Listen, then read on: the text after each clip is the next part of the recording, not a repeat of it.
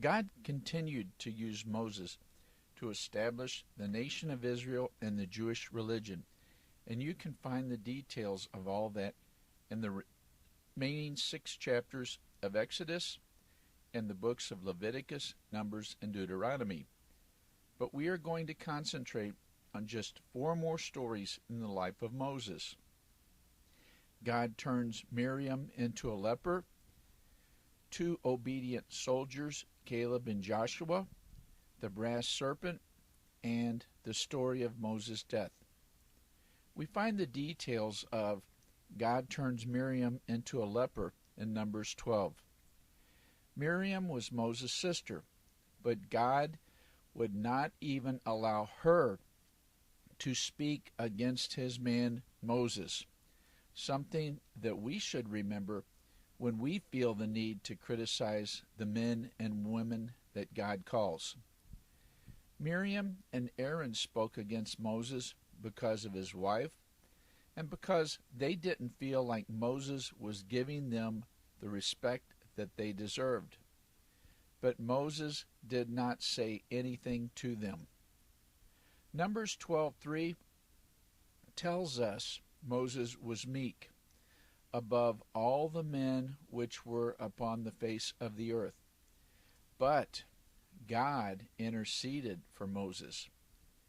The Bible tells us that God came upon Moses, Aaron, and Miriam suddenly and spoke to all 3 of them.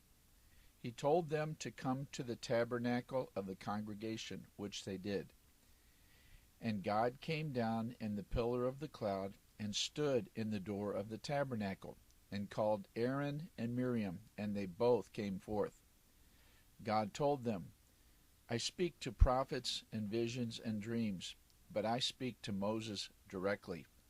He has seen me from the back, something no man has ever done. Yet you think you can speak against him? And God showed just a little anger toward them and departed.